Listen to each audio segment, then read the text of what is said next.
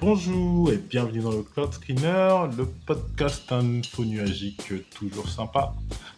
On est comme d'habitude avec mon compère de tous les jours. Bonjour Monsieur Blin, comment allez-vous? Bonjour, ça va très bien et toi Anthony? Bah ça va bien, ça va bien. Je crois que ça fait 4 fois que je te demande si ça va aujourd'hui, mais c'est gratuit. Donc c'est Oui, cool. il n'y a jamais assez de politesse. Il n'y en a jamais assez.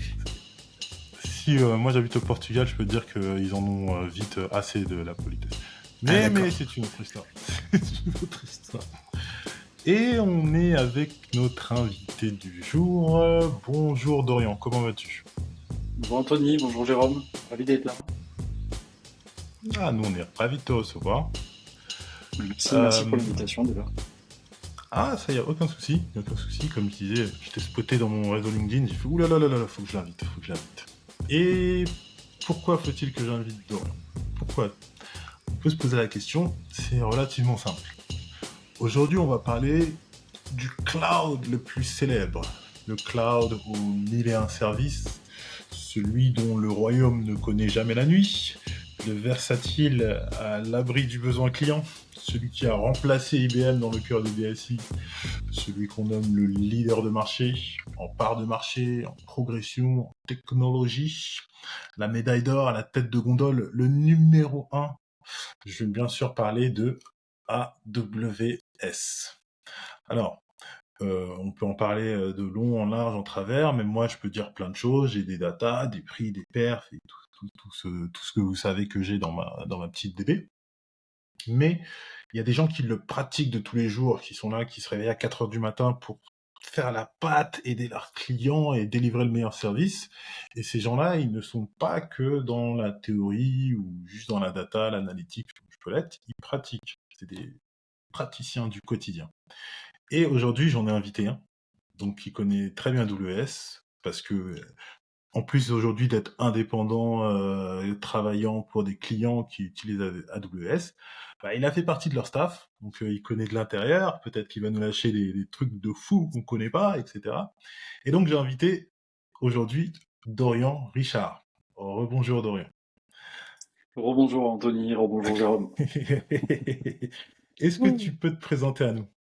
Ouais, je vais me présenter. Donc, comme tu disais, donc moi c'est Dorian, architecte cloud depuis à peu près 7 ans. J'ai commencé ma carrière chez AWS, comme tu l'as très bien dit, juste après mes études. J'ai commencé par le biais d'un graduate programme et je me suis orienté vers la carrière de solution architect, ayant d'abord commencé en tant que développeur en alternance chez Air France à l'époque pendant mes études. Et je me suis dit, bon, le dev, c'est cool, mais l'architecture cloud, c'est encore mieux. Et j'ai découvert un peu par hasard, par le biais de différents projets entrepreneuriaux que j'avais démarrés. Et je me suis dit, bah, pourquoi pas me lancer là-dedans. Donc voilà, je suis parti à Madrid dans ce graduate programme pendant 6 mois. Je me suis formé sur AWS, sur la culture amazonienne aussi. Il n'y a pas forcément que la partie technique, sur le mindset à avoir de l'architecte, mais aussi sur la partie business, sur comment on va accompagner des clients, comment on va essayer de comprendre leurs besoins de métier, essayer d'y répondre par des solutions techniques.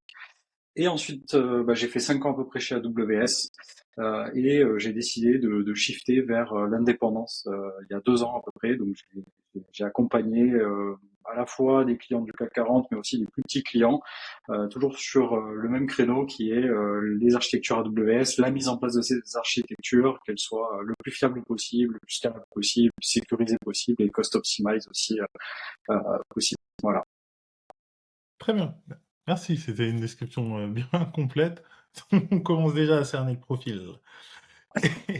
Et donc, dans ta quête de technicien indépendant, je vois il y a deux gros projets. Il y en a un qui est celui d'être freelancer, consultant freelance, et il y en a Mm. un autre que je peux voir qui est, si je prononce bien, unused. Tu prononces très bien, c'est ça. Ah, je suis bon, Gagné. yes. Et donc unused, si je comprends bien, c'est plus un outil que tu utilises après dans ton freelance, dans ton consulting. Alors, Nude, c'est un outil que j'ai co-créé avec Victor Grenu, qui est mon associé en fait dans cette histoire-là. Mhm. L'idée de Nude, c'est de fournir un SaaS qui permet aux clients de scanner leur infrastructure et de déterminer des findings pour optimiser justement la partie FinOps. Donc de leur permettre tout simplement de réduire leurs coûts sur AWS. D'accord, Donc ça, c'est en parallèle vraiment de l'activité de conseil que je fais en day-to-day. d'accord. Et ça te prend 50%, 30% de ton temps, au final? Ouais, je dirais que pour l'instant 30%. On commence à avoir quelques clients maintenant. On a une base installée à peu près de 530 clients. Pas tous payants, mais on collecte énormément de feedback. On essaie d'améliorer la plateforme un petit peu chaque semaine. Là, on est en train de préparer d'ailleurs une release majeure avec une partie analytics, un petit peu d'IA aussi pour aider les clients et les accompagner toujours dans la best practice en fait d'améliorer leur infrastructure cloud et d'optimiser au mieux les coûts. Mhm. Donc ouais, je dirais 30% à peu près. Et la force, c'est qu'on est deux à travailler dessus. Donc on arrive à délivrer assez rapidement. D'accord. Et le qu'est-ce qui t'est venu à l'idée pour dire: «Je vais rajouter un outil FinOps» dans le marché du FinOps qui est déjà blindé, il y a pas mal de solutions, du fichier Excel jusqu'au au SaaS, tout compris. Heu, Ouais. Qu'est-ce que toi t'as poussé à lancer le truc? C'est peut-être que tu trouvais rien d'adapté ou je sais pas? Oui, c'est une bonne question. Effectivement, comme tu dis, le marché aujourd'hui, il est rempli de solutions, il regorge de solutions, et pourtant les clients, ils ont toujours les mêmes problèmes. Non, mais c'est vrai. Quand tu regardes, enfin, on est parti de ce constat-là, et Victor est aussi parti de ce constat-là. C'est pour ça qu'on s'est retrouvé sur l'aventure News. C'est que, Mmh. bah oui, effectivement, t'as des outils qui promettent à boire et à manger, il y a tout ce qu'il faut. Et pourtant, bah, t'as toujours des clients qui laissent allumer des instances, t'as toujours des clients qui regardent pas les ressources qui restent et qui sont pas décommissionnées. Enfin, il y a énormément d'oublis qui sont faits, il y a énormément de choses qui sont pas regardées, qui sont pas. Donc on a voulu nous fournir une approche un peu différente avec de l'alerting, avec des rapports, et fournir aussi notre approche à nous qu'on avait de la FinOps et qu'on avait pu aussi implémenter chez des clients auparavant. Donc, c'est pas qu'on trouvait pas d'outils adaptés, mais on voulait vraiment apporter notre patte là-dessus et apporter notre manière de faire et avoir un outil un peu qui soit pas une usine à gaz, qui soit facile à installer, qui soit simple, basique, mais qui fournisse un réel service et qui montre au client qu'effectivement, bah, il peut économiser facilement de l'argent sur le cloud. Parce que le Mmh. cloud, c'est bien, c'est beau, on peut faire beaucoup de choses avec, mais comme avec tous les outils avec lesquels on peut faire énormément de choses, bah, il y a beaucoup de dérives aussi, et les coûts, ça en fait partie. OK, OK. Du coup, avec, ton associé, il est aussi dans cette démarche de, freelance, conseil? Il est aussi freelance, ouais, tout à fait. OK. Spécialisé dans AWS ou il a d'autres horizons ou c'est pas technique Alors, ou? il est également sur AWS, sauf que lui, il est, on va dire, dans la niche de la niche, donc dans la niche AWS, mais côté sécurité. Donc, il est vraiment, sa spécialisation, c'est vraiment la sécurité. Ah ouais, donc vous pouvez faire une osmose quand vous arrivez devant les clients et dire on, on va tout faire bien, faites-nous confiance. Bah, ça nous arrive, oui, ça nous arrive, et c'est du win-win au final. Donc, Ouais, la clairement, clairement. solution, le conseil nous permet de rencontrer des clients. On essaie de brander un petit peu la solution auprès des clients qu'on va toucher. Et effectivement, des fois, de faire des meetings croisés où on va essayer bah, de croiser nos expertises, et au final, le client se retrouve gagnant à la fin. Donc, c'est l'idée, ouais, tout à fait. Hmm. Ok. Et petite question piège, quand un client vient te voir et qui te dit oui, mais moi j'utilise AWS mais aussi Google, la partie Mm. Google, comment tu la gères? Malheureusement, pour l'instant, j'ai pas l'expertise sur la partie Google, Hmm. bien que du cloud reste du cloud, mais tous les noms des services, il y a quand même une philosophie un peu différente que j'ai pas encore. Donc, moi, je voulais vraiment me spécialiser dans un premier temps sur AWS du fait de mon expérience aussi. Ouais. C'était aussi une facilité, et c'est un gage de crédibilité aussi auprès des clients. Donc, mon focus, il est vraiment là-dessus. Maintenant, j'ai pas fait que de la WS non plus. J'ai été amené à faire de l'Azure, notamment sur une émission où là, bah, effectivement, tu apprends, tu démarres la console et puis tu regardes, et puis tu commences à te documenter, et t'essaies de combler un peu les gaps. Mais, Hmm. effectivement, je pense qu'aujourd'hui, la question elle est pertinente. Il faut être multi-cloud parce que les clients demandent de plus en plus à être multi-cloud pour éviter le vendor locking, pour une gestion des risques un peu améliorée. Donc c'est vrai qu'aujourd'hui, en tant que consultant, c'est bien d'être spécialisé sur un cloud, mais c'est aussi bien d'avoir des connaissances aussi, même des bribes sur d'autres clouds, parce que voilà, aujourd'hui, on s'aperçoit que les clients, ils utilisent pas qu'un seul cloud. Tu vois, mon Hmm. client actuel, il utilise de la WS, mais il est aussi présent en Chine, il utilise de la iCloud. Donc voilà, et j'ai eu des clients avant qui utilisaient de l'Azure et de la WS avec un petit peu d'Oracle. Donc il y a des mixités de cloud aujourd'hui, des diversités de cloud qui font que en tant que consultant indépendant, il faut aussi s'adapter. Après, on peut pas tout maîtriser, on peut pas être expert en tout, mais au moins savoir de quoi on parle et savoir où aller chercher l'info, s'entourer d'experts aussi peut-être, qui eux ont la connaissance. Ça aussi, c'est une force quand tu es indépendant, c'est s'entourer, tu vois, d'un indépendant qui est expert sur la partie GCP, un autre indépendant sur la partie Azure, de faire appel à ces personnes-là et au final de faire jouer ton réseau pour répondre aux attentes des clients. Ça aussi, ça marche bien. Tout à fait. Je te confirme 1000%. Moi qui regarde tous les clouds, je veux toujours un point de contact pour Mm. avoir un expert sur chacun d'entre eux, que si vraiment je veux rentrer en profondeur, au-delà de passer les 8 prochaines heures sur la doc, je peux toujours C'est ça, poser des c'est plus questions. efficace en général. Oui, et la doc, elle est pas capable de voir mes biais et là, où est-ce que je vais mal comprendre les choses. Donc, ouais, C'est vrai. c'est toujours mieux.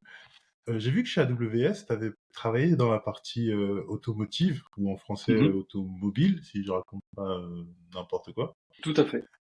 Et c'est quoi dans les défis de l'industrie automobile dans le cloud? C'est une très bonne question. C'est assez varié. Non, c'est énormément varié. Je dirais que l'enjeu principal aujourd'hui, c'est autour de la donnée. Tu vas me dire, c'est transverse à énormément d'industries, énormément de verticales. Mais au niveau de l'automotive, moi, ce que j'ai pu constater, c'est que le gros enjeu, c'est aujourd'hui la donnée pour pouvoir travailler notamment sur la partie véhicule autonome, qui est un gros morceau de la partie verticale automotive. J'ai été confronté notamment à des clients et un client français que je peux pas citer, mais qui s'était lancé dans les voitures à hydrogène et qui avait énormément de questions autour de ça. C'est la question aujourd'hui de je collecte des données venant de différents véhicules, des données sur la circulation, sur la conduite aussi des personnes, comment je centralise tout ça, comment je suis compliant avec la régulation, comment je peux les utiliser derrière pour moi entraîner des modèles que je pourrais après intégrer dans mes véhicules. Donc c'est vraiment la donnée qui va être centrale, je dirais, par rapport à ça. Et l'autre enjeu aussi, c'est le domaine de la personnalisation dans l'habitacle. C'est-à-dire que il y a un enjeu aussi de la part des constructeurs de moderniser l'habitacle parce qu'au final ça devient une pièce de vie, c'est une extension de la maison en fait. Quand tu regardes, tu vas passer de plus en plus de temps dans ta voiture et encore plus dans les voitures autonomes. Alors c'est moins vrai à Paris, mais dans des régions où on utilise beaucoup la voiture ou même des pays, tu vois, aux États-Unis, tu utilises énormément la voiture. Ça devient une autre pièce de vie, ça devient même peut-être un bureau plus tard parce que tu vas travailler en remote dans ta voiture. C'est déjà même le cas. Et donc les constructeurs autour de ça, ils essaient de construire un environnement connecté dans lequel justement le conducteur, l'usager, va s'épanouir et va retrouver tous ces services qu'il peut avoir. Donc là, il y a un enjeu aussi côté automotive là-dessus, ouais, complètement. Ah, il y a un petit truc. Euh, Enfin, Vas-y, je me vas-y. permets juste un petit truc, c'est que comme je suis outre-Atlantique, j'ai aussi ce truc-là. C'est que ici, et je crois qu'aux US c'est pareil, la voiture est quasiment plus importante que la maison. L'achat du bien Ça m'étonne même auto, pas. c'est tout. Les gens misent tout là-dessus. Dans les Caraïbes Mm. aussi où je vivais, c'était pareil. Il y a vraiment une culture de l'automobile. En Allemagne, il y a aussi Mm. ce truc-là, mais c'est encore différent. Où ils mettraient leur rame dans leur voiture. Hein. Ils vont se Mm. mettre dans le mal financièrement pour acheter leur voiture et ils font tout pour avoir la meilleure possible selon leur budget. C'est un truc de dingue. Voilà, petite intervention, Anthony. Pardon. Non, merci, monsieur G. C'était très relevant, comme peuvent dire nos amis anglophones. Euh, Sans rentrer dans les NDA que tu as dû signer à un moment donné, euh, j'avais entendu parler, je crois que c'était il y a peut-être 5 6 ans, quelque chose comme ça, euh, que Tencent négociait avec pas mal de fournisseurs de voitures, que ce soit des Chinois ou des Allemands, pour faire des clouds privés, pour faire de Mhm. l'entraînement, notamment d'IA, pour les voitures automatiques. Typiquement, chez AWS, on pouvait voir ce genre de projet sans rentrer dans les toi que tu ne peux pas Ça dévoiler. pouvait, ça pouvait arriver. Je peux pas en dire plus, mais entre autres, oui. Entre autres. C'est ce genre de choses qu'on pouvait voir. Et ok, T'es donc sur la bonne piste, ouais. ok.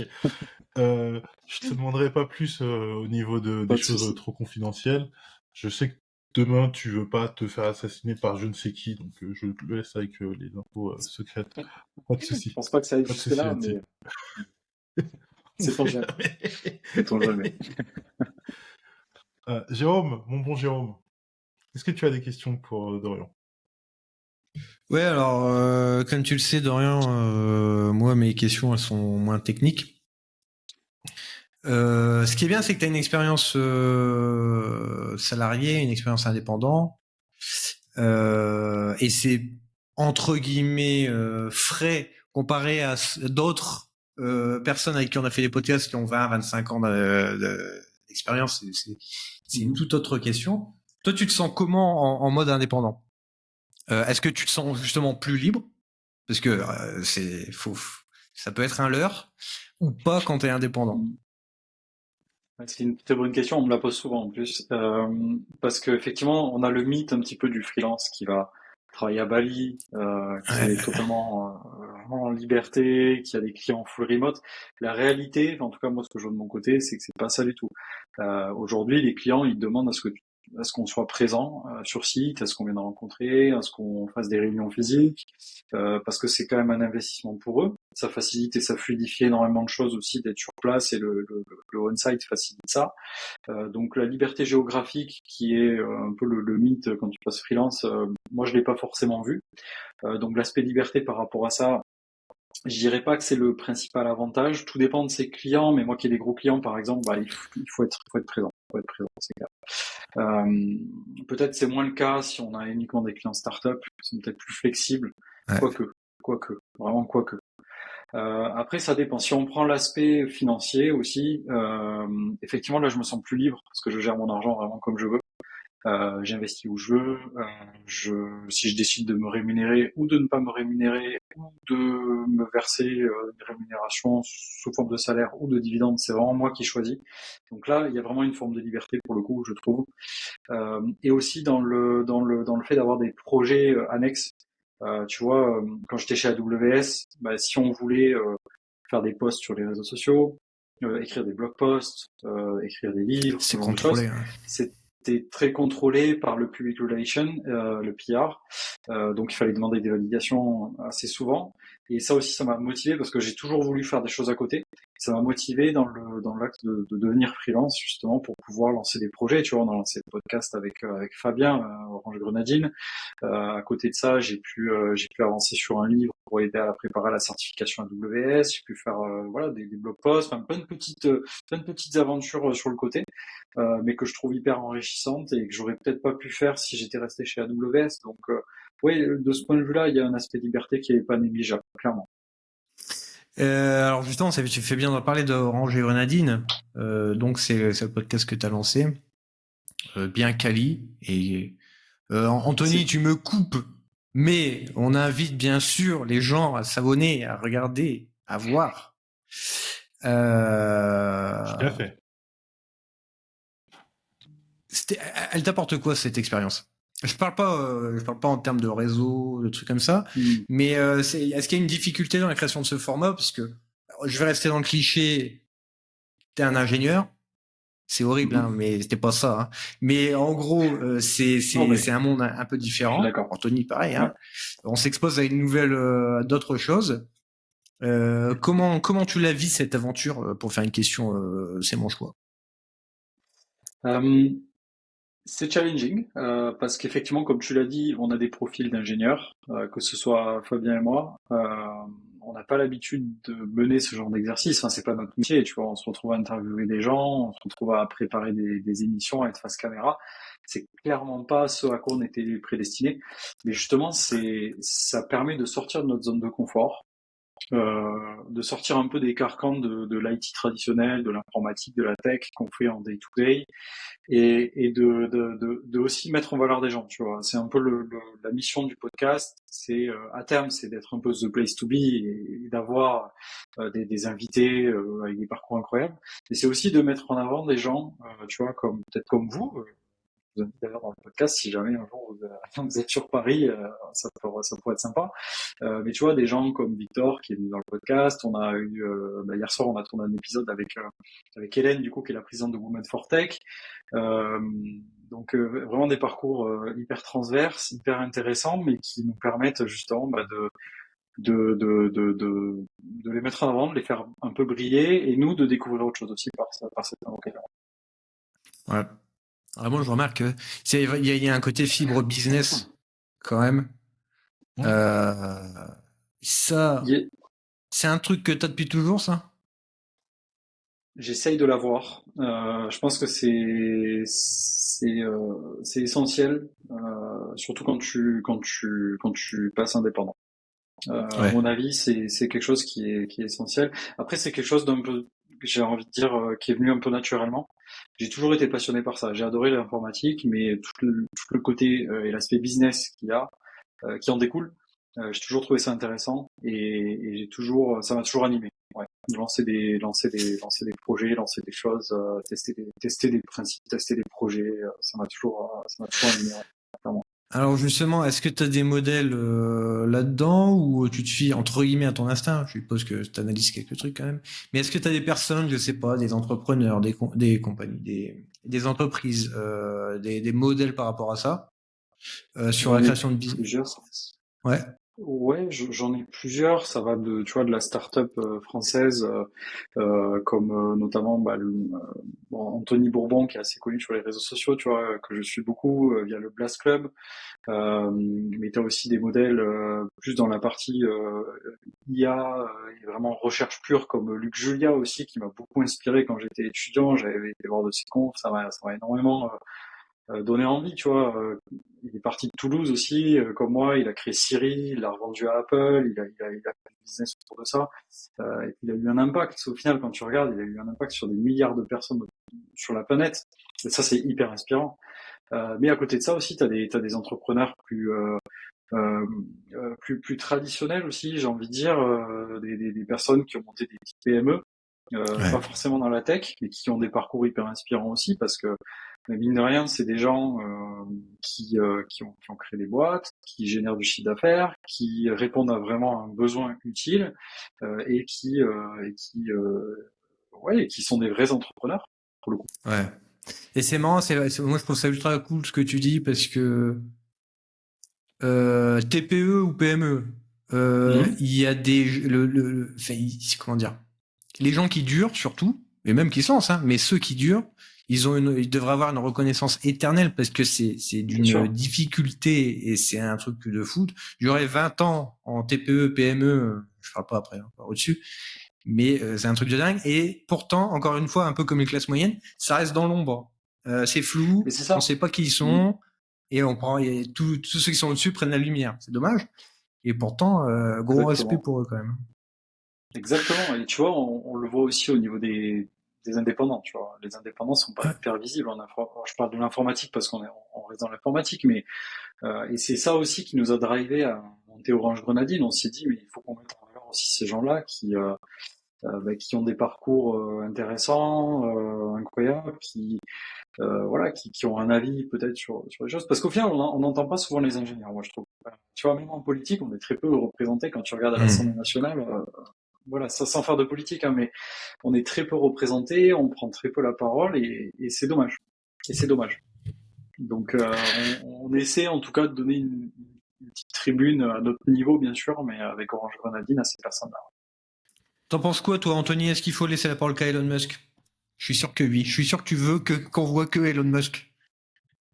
T'es à fond dans... Moi, si tu pouvais mettre, déjà, Elon Musk, non, il est très bien placé, mais après, si tu pouvais mettre un Jeff Bezos aux finances, un Zuckerberg à l'éducation, on aurait la meilleure des sociétés, c'est sûr. Sans aucun doute. C'est en cours. Attends un peu. J'y crois absolument pas. Absolument pas. Non, les ingénieurs, ils raisonnent bien, mais en termes d'intelligence émotionnelle et sociale, il y a un souci quand même. Il y a un petit souci. C'est possible. Effectivement, on n'est pas réputé pour être les plus émotionnels. Ouais, ça c'est vrai. Ça c'est Euh, vrai. On est très et cartésien, donc forcément, on est très data driven, straight to the point, et puis on y va quoi. c'est Mais ça. Et, il faut une le balance, mieux, c'est je pense. que quand on fait du second degré, genre, ça devrait être une évidence pour tout le monde. C'est ça qui est Hmm. trop fort. Même si nous, on a du mal à communiquer, nos blagues, Hmm. ça devrait être compris par toute la population. Quand je vais voir ma tante dans le fin fond du Larzac, faut qu'elle comprenne ma private joke que j'ai vue sur Reddit. Mais bon, c'est pas grave. Donc, Déjà, faut qu'elle sache ce que c'est Reddit, mais ça c'est autre chose. c'est Facebook, mais avec un logo rouge. Enfin, Ouais. on va essayer, on va essayer comme ça.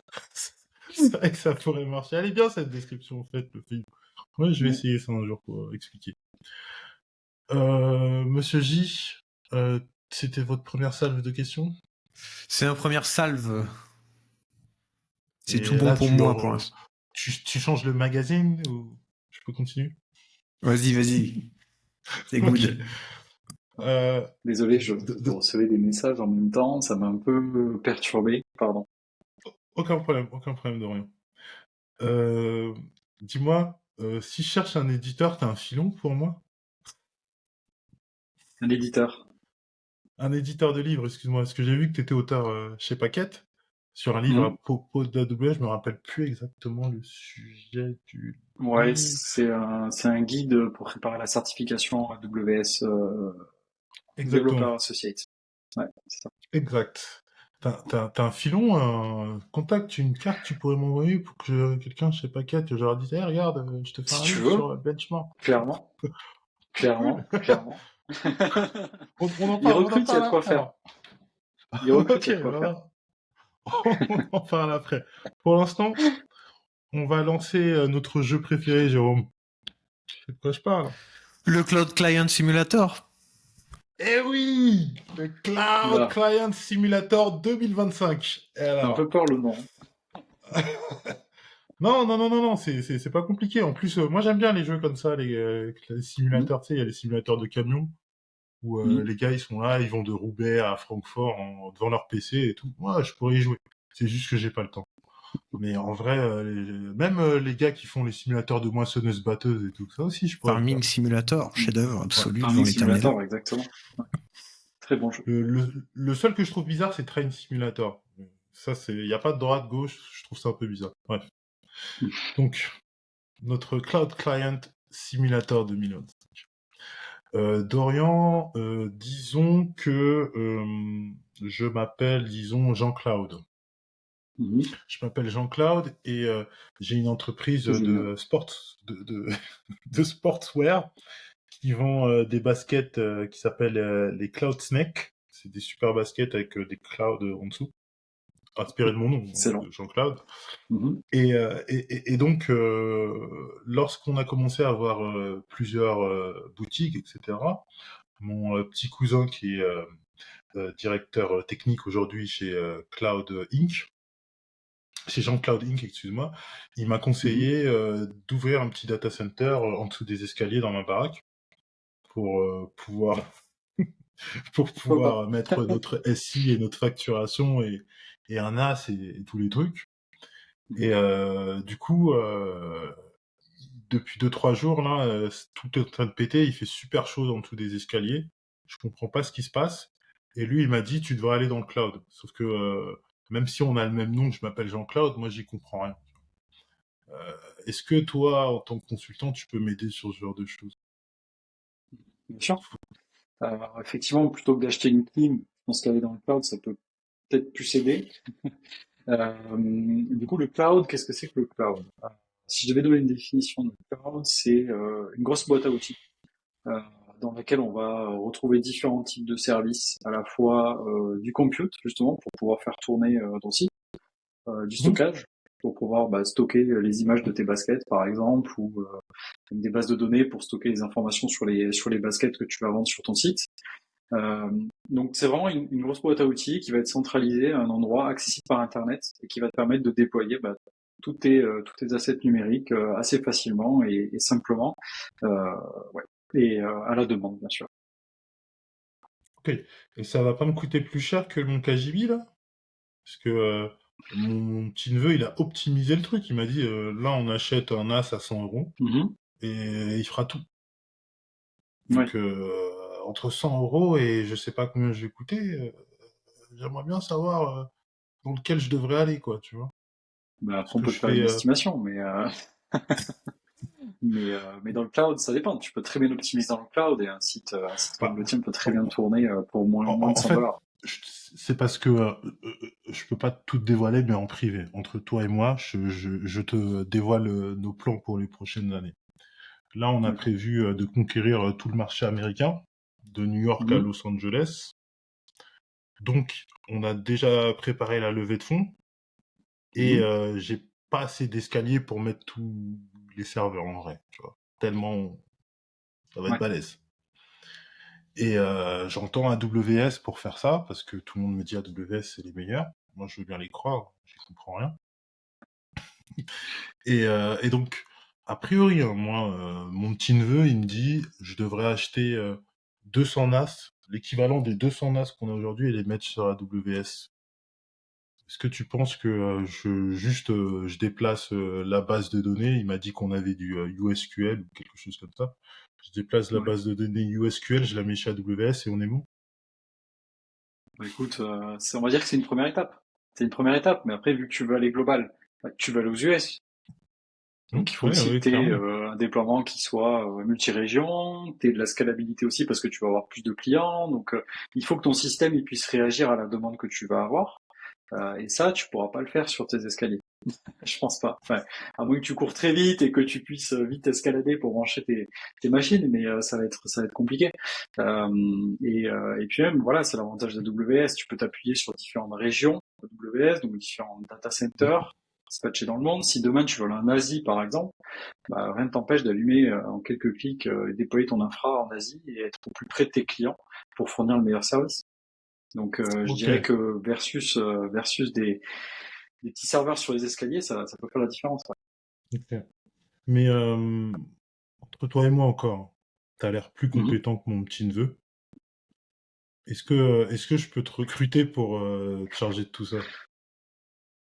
Bah écoute, pourquoi pas, si t'as besoin d'aide. Je suis là, je suis dispo. Ok, au forfait, à la souscription, comment est-ce qu'on fait, toi et moi? Ah oui, ça va être au TGM, mais un peu à la demande. Il y aura pas d'upfront, je te rassure, pas d'upfront, mais Ok, la consommation. ok, cool, cool, cool, cool, cool. Ok. Euh, t'as passé le stage numéro un, le client de Jean Bon, Cloud. ça va. J'en ai un C'était pas deuxième. facile. Cette fois-ci, c'est comment elle s'appelle déjà? Elle s'appelle Michel Cloud. Mhm. Michel Cloud, elle a créé une application qui s'appelle Tok Tok. C'est pas compliqué en fait, c'est des petites vidéos de pas très longtemps. Tu peux mettre des filtres, faire des montages et les envoyer en ligne et les gens ils les voient. Et elle pense que ça va être mieux, ça va être révolutionnaire, ça va être mieux que tout ce qu'on a vu aujourd'hui. Et pour l'instant, elle a une petite team de dev, Michel, et la petite team de dev, elle lui a fait un machin en alpha. On a invité 1000 personnes à peu près. Et avec ces 1000 personnes, on s'est rendu compte qu'on a fait 10 000 euros de frais chez AWS. Mhm. Euh, Michel, elle est pas technique, elle y comprend rien. Elle est CEO et elle a juste 6 devs et elle a pas de CTO, et elle a pas un gars senior et personne ne comprend rien à la facture. Elle est dans le cas d'un gars que je parlais il y a pas longtemps où dans sa facture on lui dit qu'elle fait beaucoup de trafic en plus.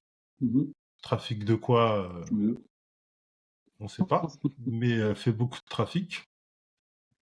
Et du coup, est-ce que tu peux aider Michel Cloud? Bah, écoute, oui, il y a toujours des options possibles de toute façon dans le cloud, donc il faudrait déjà voir un petit peu quel service elle utilise et Elle me dit qu'elle voir pour utilise, réduire. elle me dit que principalement ça vient de un service, ça s'appelle SSS, c'est S3, voilà. Ah oui, Simple Storage triple Sales. S, ouais. Ouais, exactement. Le fameux triple S. Et du coup, c'est son Exactement. stockage. Donc, ça serait son stockage apparemment qui lui coûte assez cher. Bah, si c'est vraiment principalement le stockage, je dirais qu'effectivement, si elle stocke tout en standard, ça marchera très bien, mais effectivement, ça va lui coûter plus cher. Elle peut s'appuyer sur des classes de stockage différentes avec des lifecycle policies pour changer en fait le type de stockage qu'elle va utiliser pour ses fichiers sur le même service S3, mais s'appuyer sur différentes offres de stockage pour réduire ses coûts. Déjà, ça peut être une première étape. Et en fonction on va dire, de la fréquence d'accès aux objets qu'elle stocke sur le S3, bah, elle va pouvoir dispatcher ces objets en fonction pour optimiser ses coûts. Ouais. Ok. C'est un premier niveau. Et, mais le truc, c'est qu'aussi, elle a vraiment peur de ces histoires de trafic. Parce que elle envoie rien à personne, hein. C'est les gens qui viennent la voir et on lui dit qu'elle fait du trafic. Et du coup, il y a un développeur, il lui a dit prends un CDN. Et chez AWS, bah, ils ont cliqué, hop, ils ont eu un CloudFront assez rapidement. Et bah, c'est très bien, mais on voit que la facture, elle augmente aussi au fur et à mesure que les invitations de users arrivent. Donc, ça sent pas bon. Est-ce que tu aurais un conseil pour Ça essayer sent de pas bon. maintenir Ça veut ces dire prix? aussi que son business se porte bien. Donc forcément, c'est aussi logique que ça augmente la facture en fonction de la consommation. Après, au niveau du CloudFront, effectivement, faut voir si un CloudFront uniquement devant un S3. Déjà, bon, c'est déjà bien de faire comme ça. Elle n'a pas juste mis un S3 en mode public et aller consulter le contenu, ça faut le souligner. Euh, Après, il y a peut-être aussi des soucis de bots, parce que ça aussi c'est quelque chose qui arrive assez souvent, peut-être des VLC attaqués par des bots aussi, ce qui lance des multiples requêtes en fait sur le CloudFront et qui vont lui générer du trafic pour peut-être rien du tout et lui faire augmenter ses coûts. Donc peut-être que regarder une solution comme AWS WAF pour tout ce qui est firewall, ça peut être une solution à regarder.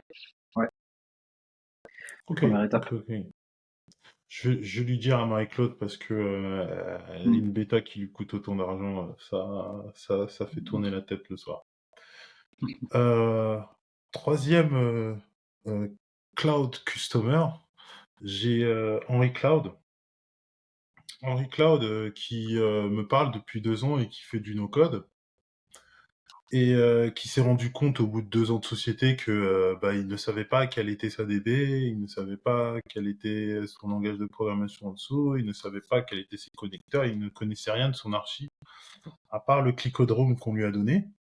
Je ne critique pas le code, vous faites ce que vous voulez, no code, low code, extra, high code, chacun ses trucs, pas de souci. Mais il se rend compte que maintenant, à sa deuxième levée de fonds, bah, on lui demande d'être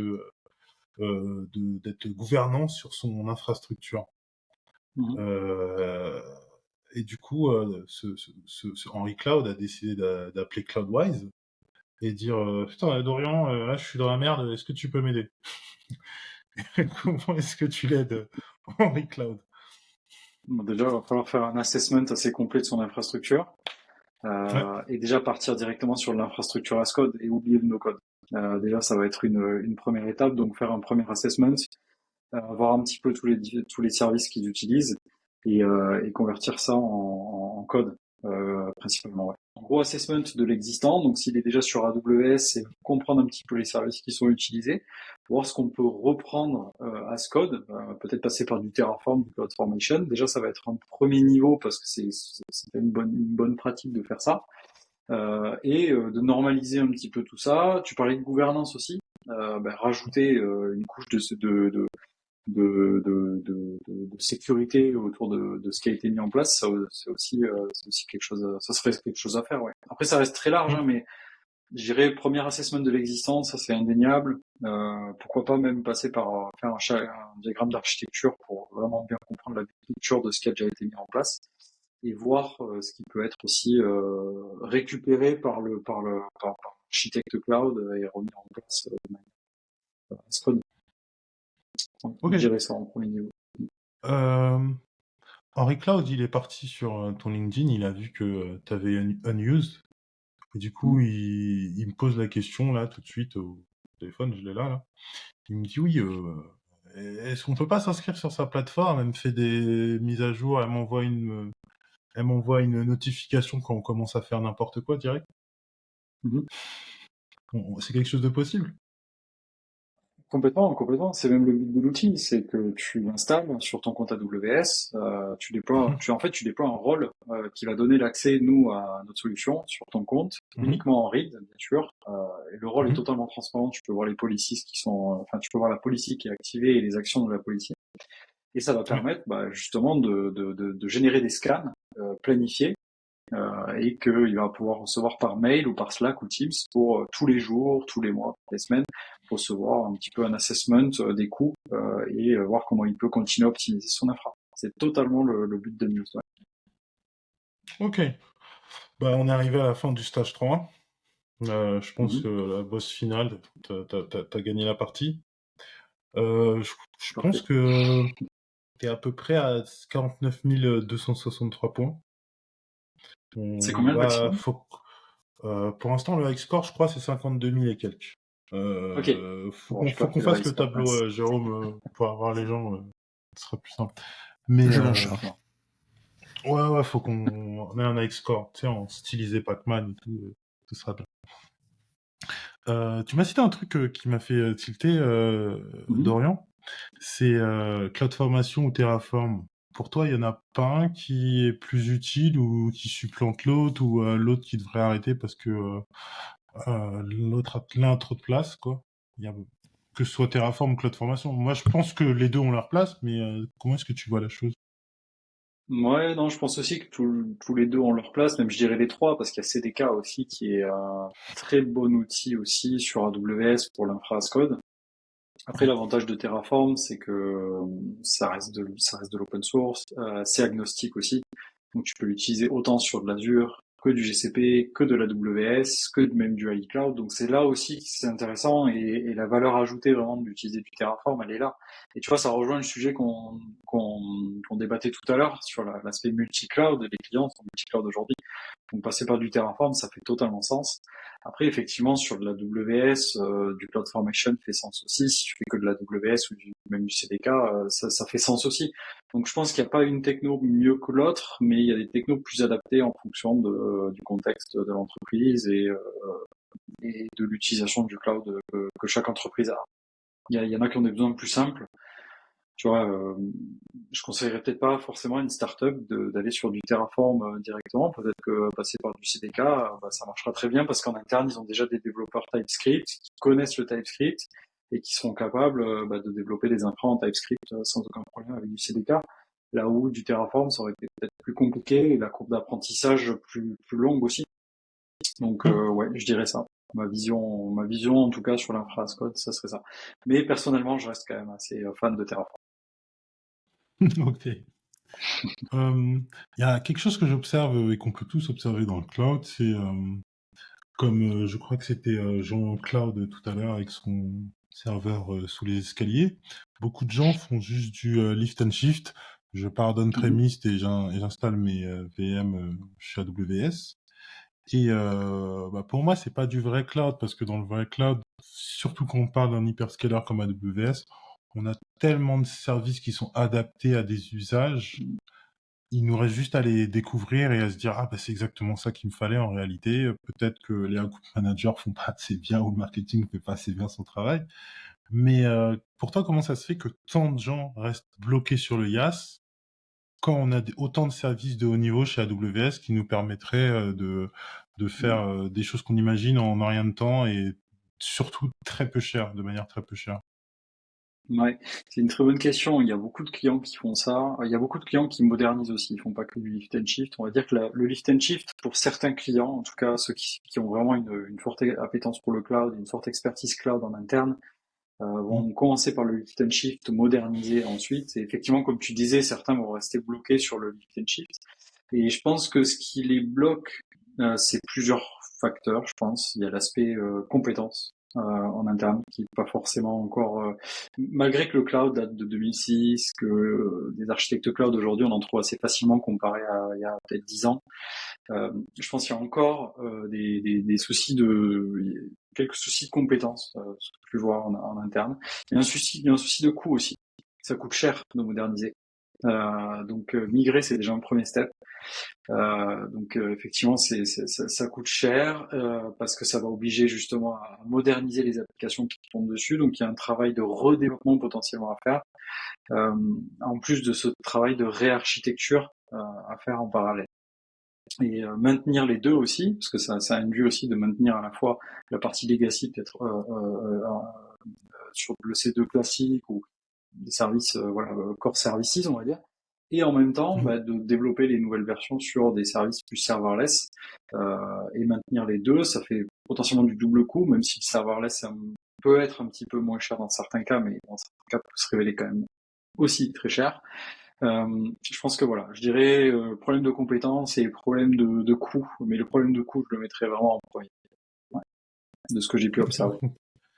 Et dans ces coûts, tu mettrais plutôt les coûts sur les ressources humaines ou sur l'infrastructure au final, sur les Les du cloud? ressources humaines surtout, c'est ce qui va coûter le plus cher parce que tu auras besoin d'experts à la fois sur la partie applicative, il y aura peut-être à réarchitecturer les applications, tu auras besoin de développeurs, tu auras besoin d'architectes cloud, tu auras besoin de DevOps.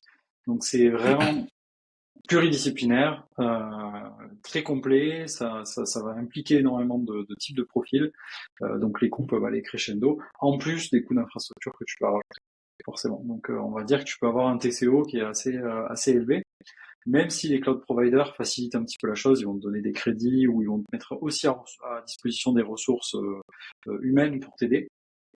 Ça va quand même être des coûts additionnels dans tous les cas. Okay. Donc ça peut être un frein pour certains clients. Et alors, avec ce contexte-là, t'en penses quoi d'un Musk qui nous dit qu'il va nous refaire le système de sécurité sociale américain qui est actuellement codé depuis 30 ans en COBOL? Ouais, voilà, tu vois, on parlait du problème de compétences, le COBOL. Trouver des compétences en COBOL, c'est rare aujourd'hui. Et pourtant, c'est essentiel parce que les services cœur, tu vois, les systèmes bancaires, t'en parlais, ils tournent sur ce genre de langage. Et c'est là que tu te dis, quelque part, ça fait peur de te dire que tous ces services-là tournent sur des langages qui sont plus utilisés et les personnes ne maîtrisent pas forcément. Mais à un moment, il faudra y passer. Ça va être complexe, je pense, ça va être très coûteux, mais à terme, à moins que l'IA vienne aider là-dessus. Mais pour l'instant, dans le moyen terme, j'y crois pas trop. J'y crois pas trop. Donc moi, je dirais qu'on sera obligé d'y passer et qu'il y aura forcément des gros chantiers là-dessus. Ok. Ça fait quand même flipper ce genre de truc parce que on est sur de la sécu, quoi. Si tu dis à un mec sur le billard, au fait, ça y a rien qui passe, on va pas pouvoir faire ton opération. C'est chaud. Si le mec qui sort chez le médecin, on lui dit, au fait, la pharmacie te filera pas tout ce qui est écrit sur ton ordonnance. C'est chaud. Ouais. Ah, complètement. Après, c'est des systèmes qui sont éprouvés, qui fonctionnent depuis des années. Donc personne ne veut y mettre les mains dedans non plus. Il y a aussi une histoire de voilà, on n'a pas envie de tout péter quelque part. Ça marche très bien, c'est pérenne. Tu tapes Uptime, il y a marqué 30 ans. Je pense que voilà. C'est plutôt pas mal. Sur AWS, je pense pas que tu vois une VM qui a plus de 30 ans. Je pense pas. Déjà, ça peut pas exister, mais ça, je pense pas que ça existe un jour. Alors, il y a un problème. Tout à fait. Monsieur G, peut-être que tu vas nous faire le stage secret du Cloud Client Simulator ou tu as d'autres questions, je ne sais pas. Non, alors non, je ne vais pas me risquer à employer des mots que je ne connais pas. Mais pour poursuivre un peu sur le côté dev, voilà, j'aime pas ce mot-là parce que il a été bousillé par la commu sur internet. Mais dev perso, dev pro. Est-ce que tu as subi des échecs depuis que tu bosses avec ou sans AWS, etc. Et est-ce que tu penses que l'échec est vraiment indispensable pour faire de bons résultats, pour évoluer? Des gros échecs que j'ai eu jusqu'à maintenant, j'en ai eu un gros récemment d'ailleurs. C'est pas forcément sur la partie AWS en tant que telle, mais sur la partie freelance. Mm. Je devais m'expatrier en fait à Dubaï il y a quelques mois. J'avais trouvé un client là-bas, donc contrat signé, etc. Et je commence à lâcher mes missions du coup en France pour pouvoir partir là-bas, en appartement, tout ce qu'il faut, tout était préparé. Et au final, le client Dubaïote me lâche un peu au dernier moment. Donc entre-temps, bah, je me retrouve un peu Élégant. sans appart, sans client. Voilà, une situation très délicate. Donc Magnifique. tu vois, niveau échec, on est plutôt pas mal là, pour le coup. Mais ça m'a obligé en un mois à pédaler, à tester ma résilience, à tester mon réseau aussi. Et là aujourd'hui, j'ai retrouvé des clients et je suis reparti. Mais c'est vrai que pour moi, c'était un gros échec. C'était une période qui n'était pas facile parce que tu quittes tout. En fait, tu te mets toi-même dans une situation Ouais. hyper inconfortable pour au final avoir une opportunité qui était vraiment géniale sur le papier et qui s'est pas produite. Mais au final, aujourd'hui, je step back, je regarde avec un peu de recul et je me dis ça m'a permis de me tester quand même sur énormément de choses, sur le fait d'être capable de retrouver des clients rapidement, sur le fait même d'un point de vue perso, de comment gérer ma situation. Parce qu'au final, c'était un moment de ma vie où du coup, bah, tu perds un peu tout ce que t'as et t'es obligé de tout reconstruire. Donc ouais, effectivement, ça m'a appris beaucoup. Et je dirais que l'échec, je dirais que c'est le pire échec que j'ai eu clairement jusqu'à maintenant. Euh, et je dirais que l'échec peut être formateur. Faut juste apprendre des leçons, mais ça aide énormément. Ouais. Même des petits échecs. Franchement, c'est très bateau parce qu'on l'entend partout, mais je crois vraiment à ça. Et si t'en tires des leçons, que tu fais le bilan un peu de ce qui a pas marché, bah, je pense que tu vas grandir, tu vas en tirer peut-être des nouvelles compétences, peut-être des nouvelles manières de réagir par rapport à des opportunités qui vont arriver par la suite, et tu vas en ressortir que plus fort. Et ça va peut-être aussi permettre aux gens enfin certaines personnes d'aller plus vite aussi, d'accélérer la prochaine fois, parce que tu sais que tu seras passé par ce piège, tu vas l'éviter. Ouais. Donc ça va te permettre de gagner du temps aussi. Moi, je le vois comme ça. Donc, je dirais pas qu'il est essentiel, mais je dirais qu'il va aider et ça permet aussi de construire un peu son histoire. Au final, quand je le vois comme ça, on parle beaucoup de storytelling aujourd'hui. Quand on fait de l'indépendance, il faut faire un peu de storytelling. Et ça fait partie aussi, ouais, de son histoire. Il faut pas en avoir honte, je pense. Ouais. Et ça permet de démontrer beaucoup de choses. Ouais. La Ouais, manière bah, en dont fait, on c'est a une géré. thématique qui est souvent qui est fréquente chez les freelances, en tout cas de mon Mm. côté marketing justement. L'échec, justement le genre de situation que tu as vécu, peut-être moins extrême quand même. Toi, tu penses que c'est surtout ta résilience ou c'est ton réseau qui t'a sauvé les miches en premier ou pas? Je dirais en premier, avec beaucoup d'humilité, hein, je dis ça, mais je dirais la résilience. Ouais. Parce que je suis pas quelqu'un, tu vois, qui va me laisser abattre.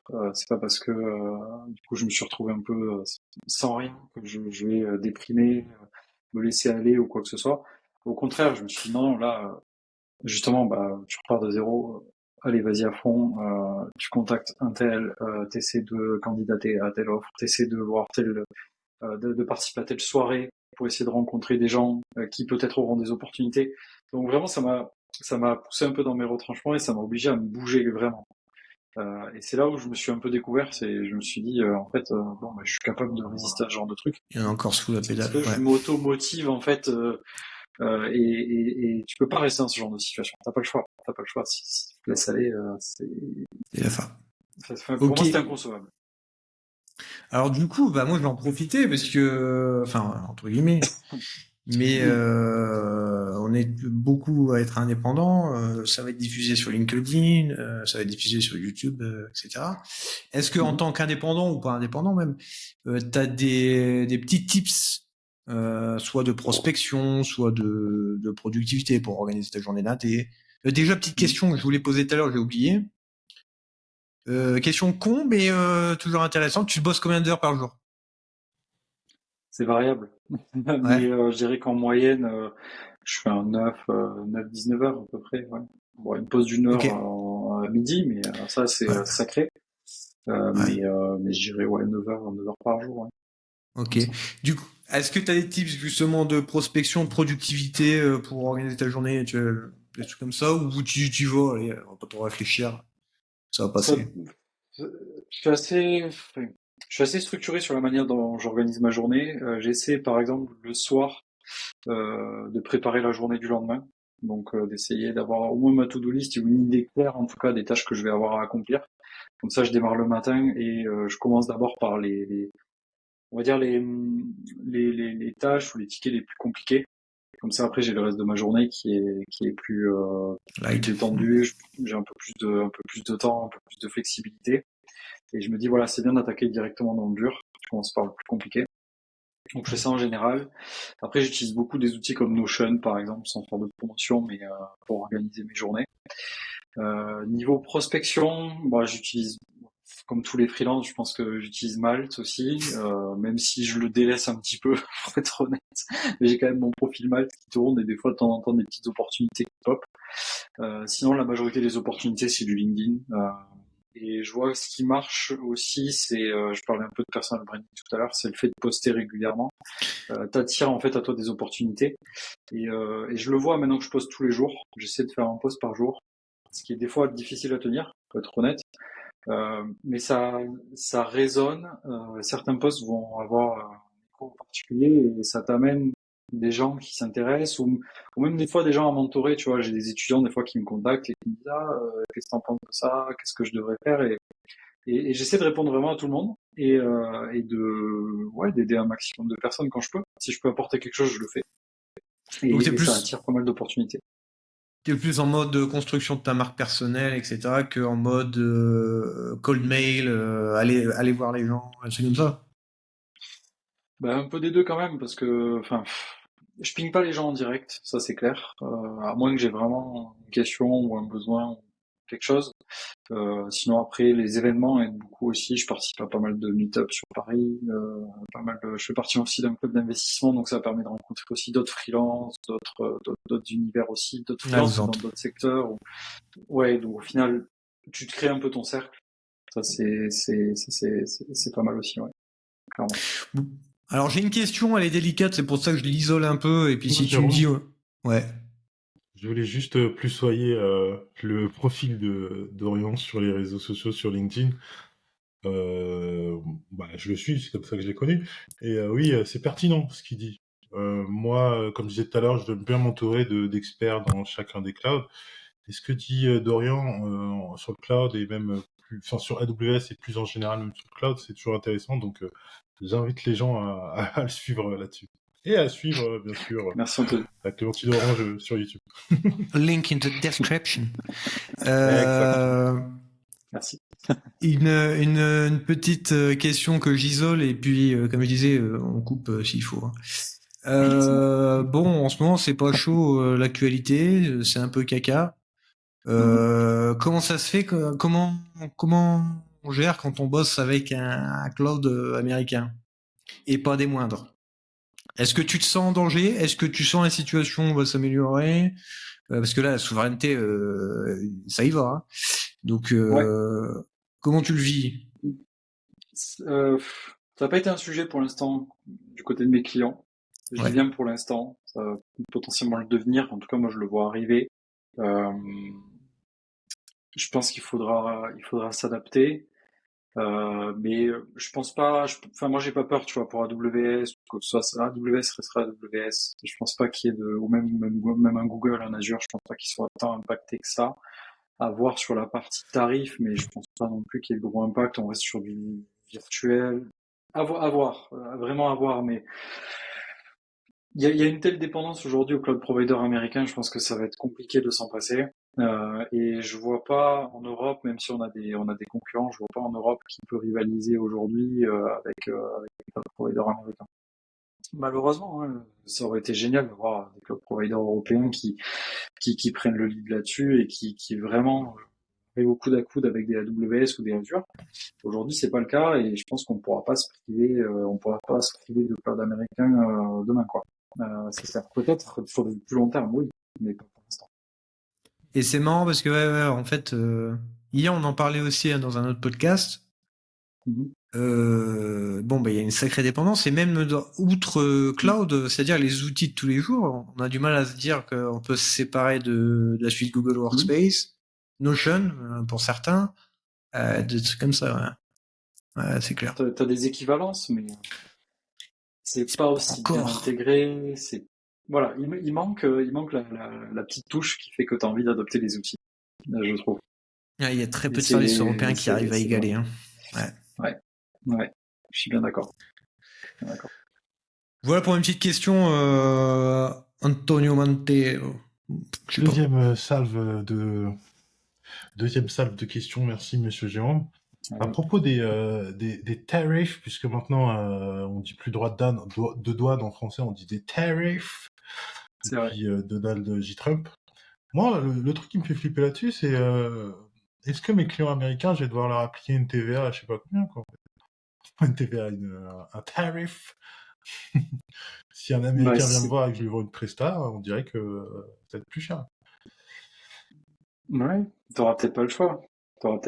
C'est clair. Après, peut-être que ça ne s'applique pas aux services et qu'aux marchandises, mais on dirait que...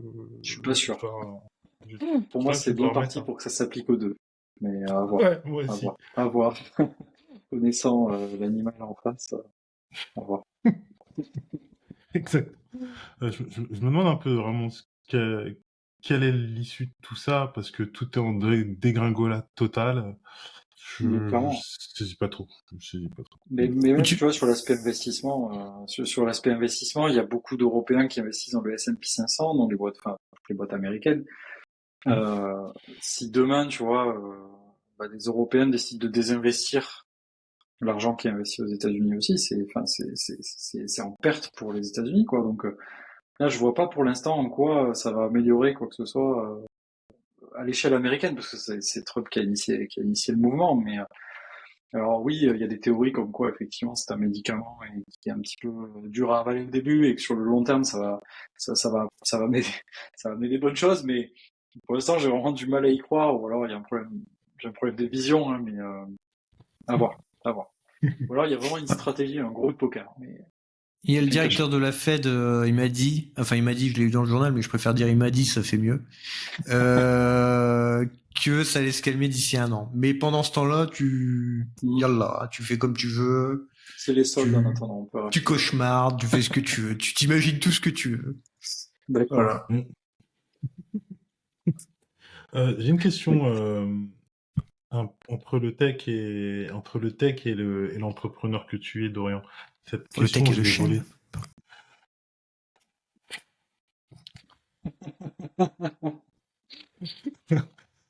Cette question, je la vole directement à l'inventaire de questions de Jérôme, sans scrupule. Je fais ce que je veux, c'est moi qui ai lancé ce podcast à la base. Toi, Dorian, entre être ingénieur et entrepreneur, c'est-à-dire avoir la casquette commerciale, comptable, marketing et tout le tralala, c'est laquelle que tu préfères vraiment? Ingénieur ou Indiana Jones en entrepreneur? Ah, c'est une question compliquée parce que Je c'est un savais, peu je l'ai des deux. imaginé Et puis hier je pense soir, que je me disais, quand t'es entrepreneur, t'es obligé de changer de casquette en permanence. Tu fais le switch en permanence, tu vois. Là aujourd'hui, j'étais full architecte cloud parce que tu dois répondre aux demandes des clients. Et puis après le soir, tu fais ta comptabilité, donc tu mets ta casquette de comptable. Et puis tu vois avec Victor, quand on bosse sur un news et qu'on élabore des roadmaps et qu'on essaie de définir des stratégies, t'as plus la casquette businessman et voir comment tu vas essayer d'avoir des leads supplémentaires. Et en même temps, t'essaies de un peu comme vous faites, hein, et vous faites très bien, d'avoir cette casquette un peu média aussi et de créer son média et de porter la voix des autres aussi par le biais d'un podcast sur les réseaux. Et donc non, je dirais que c'est multicasquette. Après, si je devais vraiment en choisir une, je dirais que ça resterait quand même la casquette de l'ingé, quoi. Parce qu'il y a un truc magique, c'est que quand t'es ingé, tu peux créer ce que tu veux. En fait, t'as nos limites avec du code. Tu penses à une idée, et tu peux la concrétiser. Et tu vois, moi qui suis pas du tout bricoleur, mais vraiment pas du tout, avec le code, tu te rends compte que ok, tu sais pas faire quelque chose de tes 10 doigts physiquement, mais par contre, Avec du code, tu peux te débrouiller et donner vie à des idées hyper concrètes. Donc, je trouve ça limite magique quelque part. Donc, ouais, il y a ce côté un peu magique de l'ingénieur qui peut créer un peu ce qu'il veut. C'est ça. Après, avoir les deux casquettes, c'est génial aussi. Hein. Enfin, le fait de pouvoir créer sur les deux fronts. Enfin, toi, Anthony, toi, Dorian, vous le faites tous les deux. C'est un, comment on peut dire, je sais plus parler français. C'est des complémentaire. skills, des assets Ouais. vraiment très particuliers, puissants et pas donnés à tout le monde. Donc, rock and roll quand même. Je dirais que c'est donné quand même à 100% des ingénieurs, sauf que 100%, 98% ils ont pas envie d'être entrepreneurs. Je suis assez d'accord avec Anthony. Je pense qu'il y a beaucoup de gens qui sautent pas le pas en fait, alors qu'ils pourraient le faire. Ils ont le mindset. Enfin, ils ont le mindset. Ils ont le, Compétences. ouais, ils ont les compétences pour. Ils pourraient le faire. Enfin, je veux dire, on a tous deux bras, deux jambes, on a tous le même cerveau. On, on a les mêmes prédispositions, donc on pourrait le faire. Dorian, ça fait une petite heure 10, 20, quelque chose comme ça qu'on discute. Ouais. Je vois que Jérôme, il a encore plein de questions, le mec. Oh là là, t'as trop bien fait tes devoirs, toi. C'est fou, ça. Ben, avant de vous poser d'autres questions, moi j'en ai quelques-unes, j'en ai une pour vous. Du coup, c'est quoi votre casquette préférée pour enchaîner? Je te laisse commencer, Jérôme, tiens. Alors moi, parce que moi je fais quand même pas mal de trucs. Je fais du trafic d'armes, je fais trafic de Ils sont bien drogue. impactés par les tarifs, du coup. Et surtout, bah là, il va falloir faire marché noir, ça va être cool. Mais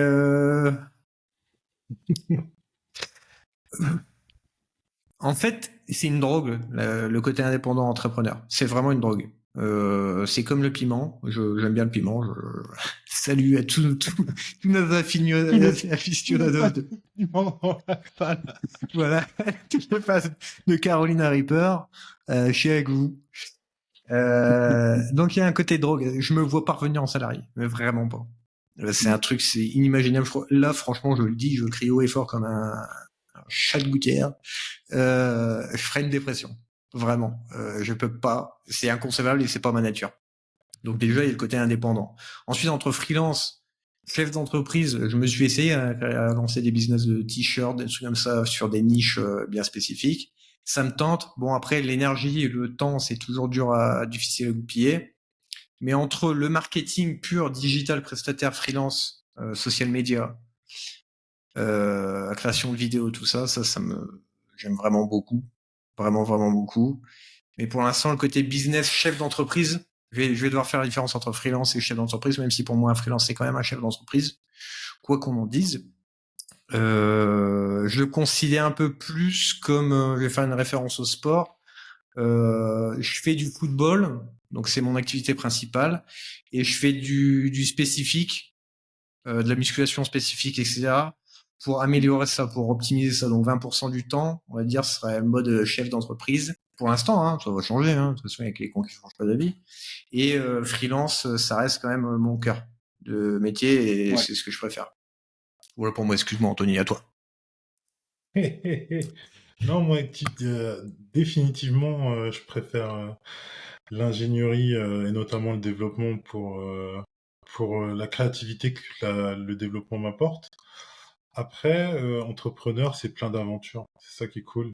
Tu vois plein de choses, tu vois plein de machins, des sentiers que jamais t'aurais marché dedans en tant qu'employé.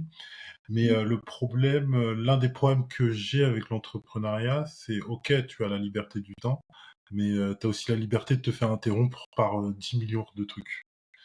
Et du coup, une journée comme toi, Dorian, j'essaye de me dire le soir, ok, demain, faut que je fasse ça. Et souvent à 9h, j'ai un mail qui me dit, ok, jusqu'à midi, tu vas faire ça. Oublie tout ce que tu avais prévu. À 11h, faut que tu sois à la banque et t'as pas le temps. Voilà, c'est la vie, c'est comme ça. Donc il y a juste ça et c'est pour ça que je préfère l'ingénierie et encore, c'est pas toute ingénierie. Si tu demandes à un mec comme moi, est-ce que t'adores faire du Python par exemple, je te dirais oui, j'adore ça, mais le meilleur cadre de Python que je pourrais trouver, ce sera à ma retraite quand je développerai pour des projets open source où je n'aurai aucune espèce de responsabilité finale. Parce que le code, c'est sympa, mais c'est quand même la moitié du troubleshoot et du bug. Même si c'est sympa, le troubleshoot et le bug, si tu le fais dans l'urgence, c'est moins sympa. Je crois qu'il y avait une stat là-dessus, c'était 30%, quand tu codes 30%, tu vas travailler sur des nouvelles features qui vont vraiment amener de la valeur, et le reste du temps, c'est du debug et c'est du troubleshoot, ouais, effectivement. C'est quelque chose comme ça. Donc, autant, tu vois, beaucoup de gens de ma famille m'ont dit ah, t'es développeur, c'est bien, les ordinateurs, tu fais ça depuis que t'es tout petit, etc. Et vers mes 28-29 ans, je me suis dit quand même, t'es en train de te dégoûter de ta passion depuis que t'es tout petit, à tout le temps être en stress et notamment à aller te coucher à 4 heures du matin parce que t'es en train de coder, tu fais ça pendant 2 ans. Mm. Arrivé à 30 ans, tu sens que t'as perdu de l'espérance de vie. Tu vois. Mm. Donc c'est beaucoup moins marrant, mais je préfère quand même ça que l'imprévisibilité de l'entrepreneuriat. Il y a beaucoup trop de choses que ok, tu peux gagner plein d'oseille, mais souvent ton temps, tu sais pas comment trop le gérer. En tout cas, moi, j'ai beaucoup de mal à gérer mon temps, à quand est-ce que je dois manger. Si j'ai pas ma femme, je sais pas quand est-ce que je dois manger. Hein. Ça, tu Il peux est être sûr. perdu. Là, on a terminé tout à l'heure, j'ai commandé, j'ai mangé à 15 heures. D'où tu manges à 15 heures? Qui c'est qui fait ça? Toi Mm. Donc voilà, c'est juste ça que j'aime pas trop dans l'entrepreneuriat. Mais en vrai, comme tu dis, ça m'apporte la liberté. Je peux pas revenir salarié parce que j'ai kiffé cette liberté. Ouais. Mais c'est vrai que tu te retrouves vite happé par ce que tu fais, parce que t'es tellement dedans, enfin, tu vois, quand t'es passionné et qu'en plus tu le fais à ton compte, tu Mm. comptes pas le temps que tu passes, quoi, et puis tu vois pas, enfin, il y a des fois des week-ends où tu te dis, waouh, la journée elle est passée, bah, en fait, j'ai passé ma journée à vide des trucs, tu vois, mais au final, j'ai rien fait à côté. Mais Mm. c'est pas grave, parce que quand c'est ta passion, tu le comptes pas. Ouais, et après tu dis aussi que c'est un investissement. Et t'es pas là Aussi, non plus tout à pour être fait. esclave du temps, Tu tu vois, c'est un t'enrichis aussi investissement. d'une autre manière, clairement. Mm. Alors il y a un Tout à truc fait. aussi, enfin à mon sens, et qui est souvent mal interprété pour ceux qui n'ont pas encore testé à l'indépendance, chef d'entreprise, etc. C'est le côté soumission. Je serai pas l'esclave d'un patron, etc. Mais le truc, c'est qu'en fait, on est tous l'esclave soit du client, soit, enfin, on est soumis à quelque chose. Quoi qu'il arrive, Ouais, c'est un il y a problème de personne. portée. Ouais. Mm. Elon Musk est soumis à ses clients, enfin, n'importe qui, tout le monde. Donc ça, faut vraiment, Totalement. pour ceux qui sont salariés et qui n'ont jamais été sa indépendance, faut pas. Mm. Ça fait partie du truc, c'est différent, c'est une autre approche. Comme tu dis, Anthony, voilà, le dimanche, tu peux être contacté, tu peux, je sais pas quoi, tu peux checker ton téléphone, tes mails pro, alors que peut-être qu'en salarié, on le ferait beaucoup moins. Mm. C'est des trucs, mais bon, après, moi, si je veux partir à 15 heures à la boulangerie, je peux. C'est ça Oui, le tout à truc. fait. C'est Tout à fait. juste que je le paye derrière. Enfin, je le paye entre guillemets. C'est juste que je rattrape par derrière. C'est une dette qu'il faut gérer en fait. C'est Mm. tout. Clairement. D'ailleurs, Dorian, il y a un truc que tu avais dit tout à l'heure qui m'a fait tilter. Tu avais dit que dans un moment, quand tu t'es retrouvé en difficulté, tu as pu réactiver ton réseau et refaire les choses, etc. Et moi, je me rends compte que depuis que je suis entrepreneur, quand j'ai des difficultés qui sont pas forcément majeures, hein, disons mineures Mm. à moyennes, il y a beaucoup de temps, beaucoup de fois où je me suis sauvé la vie à 1 an et demi à l'avance. C'est-à-dire, Où j'arrive devant un problème. Oh putain, c'est comme si, disons, c'est un problème purement informatique. Voilà, putain, il y a un problème sur ma plateforme. SSH sur la plateforme. Ah, j'ai déjà un script pour faire ça. Ok, c'est cool. Heureusement, sinon ma journée, elle était foutue. Tu vois. Plein de choses qui m'arrivent comme ça. Où ouais. tu t'es mis des trucs pour te sauver la vie plus tard. Mm. Ou même si t'as pas fini un truc, t'as mis une ébauche qui te donne exactement la solution, etc. Et si tu places pas ces petits trucs un peu partout, en fait, du moins moi dans ma manière de travailler, je serais mort. Je Ouais, serais c'est une complètement mort. manière de te faire un cadeau à toi plus tard aussi. Donc, ouais, Exactement. clairement, clairement. C'est une bonne Exactement. pratique, je pense. Ouais. Dorian, est-ce que tu as d'autres questions? Euh, pour l'instant, non. C'était la seule question. Pour l'instant. Ok, bah moi j'allais te demander de nous donner en fait le mot de la fin, une note que tu voudrais laisser en particulier. Ça peut être la réflexion que tu as eue que tu eue au dernier film que tu as regardé, ou ça peut être un commentaire sur le dernier livre que tu as lu, ou une pensée philosophique qui t'est apparue en pleine méditation. C'est comme tu veux. Euh, Non, peut-être un mot par rapport à l'épreuve là que j'ai eue il y a quelques mois, qui est oui, c'est une épreuve de vie. En même temps, ouais, il y a peut-être un côté un peu philosophique, mais c'est vraiment travailler sa résilience. Je dirais que c'est clé. Mais tant qu'on n'y est pas Hum, confronté, on n'y pense pas. Tu vois, euh, j'imaginais pas ce genre de situation. Tu sais, t'as tes clients, t'es dans ta zone de confort. Tu t'imagines même pas ce qui peut t'arriver parce que t'es bien, voilà. hum, Donc en fait, tu peux pas prévoir ce genre de situation. Par contre, ce que tu peux prévoir, c'est la manière dont tu vas réagir et ce que tu peux anticiper et y penser et te dire que ça peut arriver en fait. Tout peut basculer comme ça. C'est pas parce qu'aujourd'hui tu fais X chiffre d'affaires et que tu t'en sors très bien et que tu as tes clients et que t'as voilà n'importe quoi peut t'arriver. Il faut être prêt à réagir. Il faut mettre, comme tu disais, en place des choses sur le côté auxquelles tu peux te raccrocher quand tu tombes. Le réseau en fait partie. hum. Notamment, moi, c'est ce qui m'a beaucoup aidé. Ouais, je dirais il faut travailler, même si on n'y pense pas et qu'on n'en a pas besoin là dans l'immédiat, il faut travailler sur la mise en place de backup, en fait, clairement. Hum. Toujours penser à son plan B. Toujours, toujours. Toujours. Eh bien, merci beaucoup, Dorian. Quant à nous, euh, audio téléspectateurs, tu es toujours là, tu n'as écouté pas pendant plus d'une heure. Je pense que tu as trouvé ça intéressant, parce que moi j'ai trouvé ça super intéressant.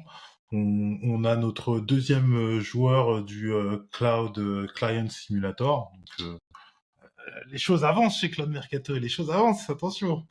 Et si tu veux continuer à nous aider à avancer, c'est pas compliqué.